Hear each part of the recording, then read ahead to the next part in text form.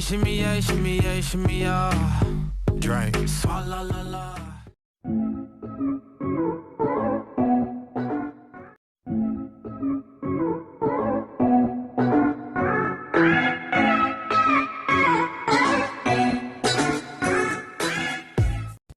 Hey guys, it's SM here and welcome back to my channel.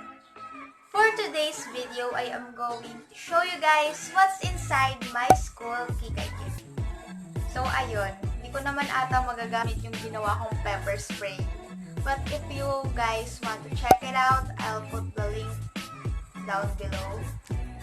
Yeah. And this video is the second What's Inside Back to School series. So, yeah, let's get started. First up, I have this bag, and this is my school Kikay Kit bag. It has a unicorn design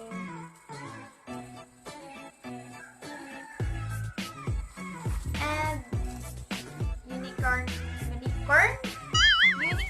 keychain. So, yan. Ito yung nilagyan ko ng kung ano-ano. Basta ito. First thing you need to have in your Kikay Kit is, syempre, suklay.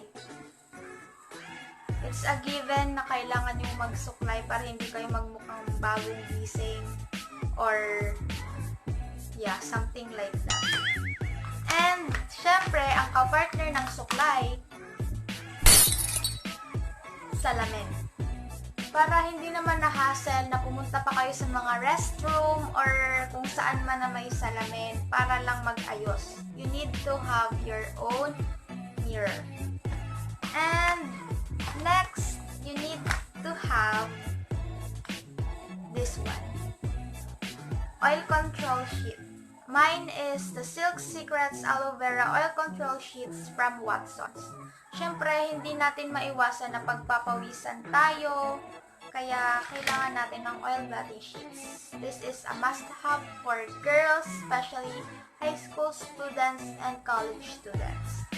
Next, you need to have powder. Pero kung mas gusto nyo mas maliit para magkasya lang sa Kikay Kit bag nyo, you need to provide this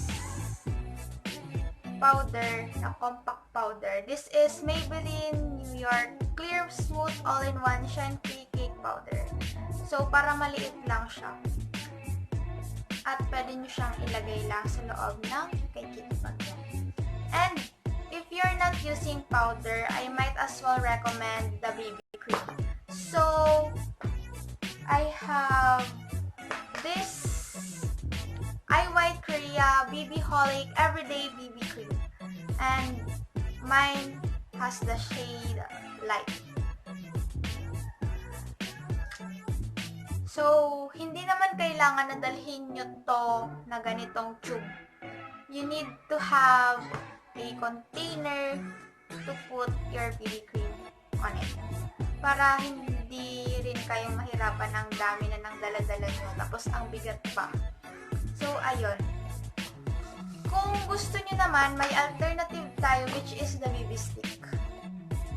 This is the Pretty Secret BB stick in the shade Light Ivory. So, yan. And, nakalimutan ko pala na kailangan nyo rin ng moisturizer.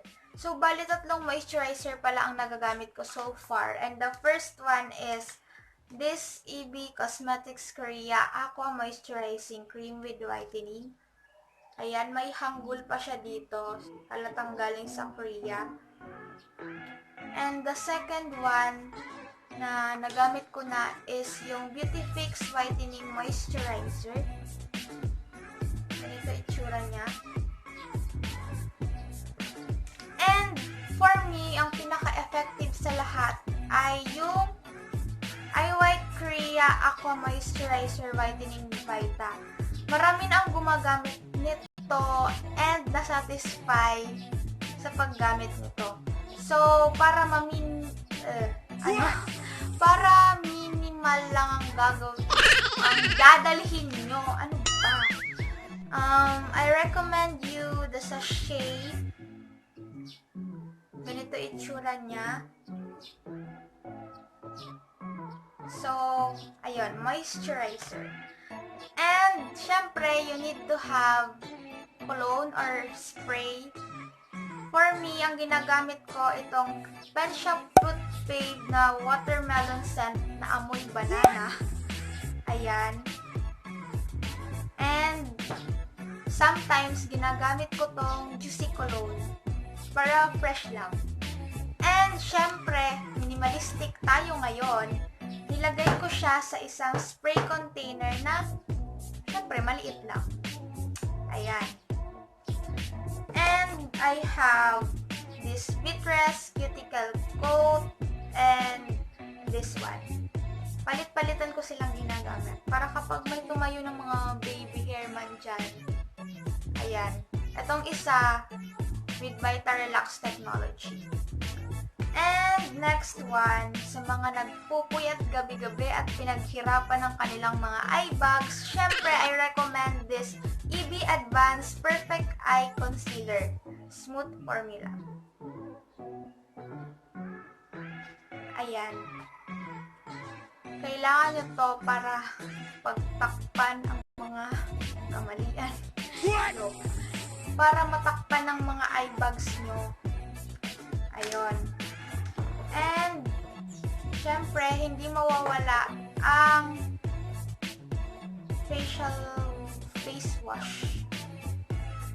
Kapag gusto nyo mag-freshen up at maghilamos, this is a must-have for you. And next one, this lip balm. Para hindi maging choppy yung lips nyo at maging dry. Disclaimer for this video, some of the products may or may not work for you. Kasi hindi lahat pare-parehas. May mga pagkakaiba tayo. Ayun. And next is this Nichido Brow Master Eye Pencil in the shade Gingerbread. Ito siya, guys. So, dito, may spoolie na siyang kasama. Ayan. Para sa mga kilay is life na mga estudyante, this is a must-have for you. Or, kahit anong eyebrow products na prefer nyo. Kasi nga, iba-iba tayo. Ayun. And for the lip products, I recommend this EB Advanced Lip and Cheek Stain. Ayan. Para, kunyari, magda-drunk blush kayo or blush or whatsoever, you need to have this one in your kikay.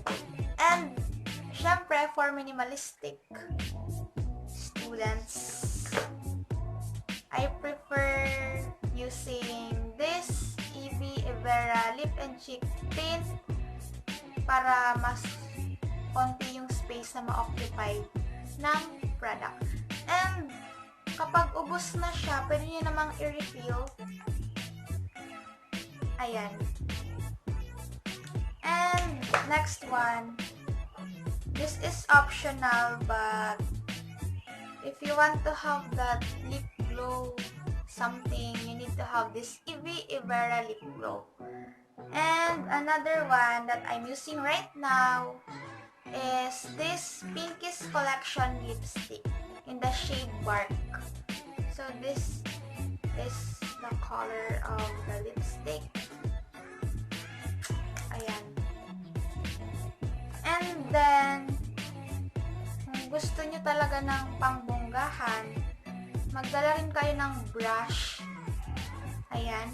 Mine is the Mermaid brush. Ayan. And then, para sa mga taong may mga mahabang pilik mata, sorry kasi hindi ako binayaan ng mahabang pilik mata, kaya hindi ako gumagamit nito. I recommend this Everbilena Power Curl Waterproof Mascara.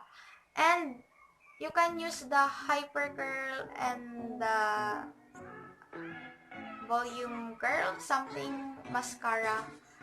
It's up to you guys kung ano yung gagamitin. Ayan. And the last one, kung talagang eyeliner person kayo, I recommend this EV Advanced HD Waterproof Liquid Eyeliner. Ayan. This is the packaging.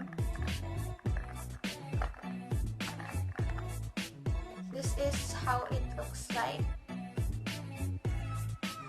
And good news kasi may libre siyang dalawang eye pencil. So, bubuksan natin siya. So, ganito yung packaging niya sa loob. And eto na yung liquid eyeliner. Ayan. And ito yung unang libreng eye pencil. This is in the shade Soft Black. Ayan. Ayan siya. And the other one is the EV Advanced HD Eye Pencil na Natural Blonde. Ayan. Para sa mga may color yung buhok. Kailangan nyo na may color na eye pencil. So, that's basically everything I can recommend to you guys, especially for high school and college students. So, kung wala man dito sa nabanggit ko yung mga ginagamit nyong products, just comment down below so I can use it sometimes. So, ayun. And don't forget to subscribe to my YouTube channel, give this video a big thumbs up, and follow me on my social media accounts at Agibay. And if you want to see more of this half Koreana, half Ashumera, make sure to smash that notification bell button down below beside the subscribe button so you will get notified whenever I post a new video. So that's it for today. I hope you had fun watching. See you on my next video. Annyeong!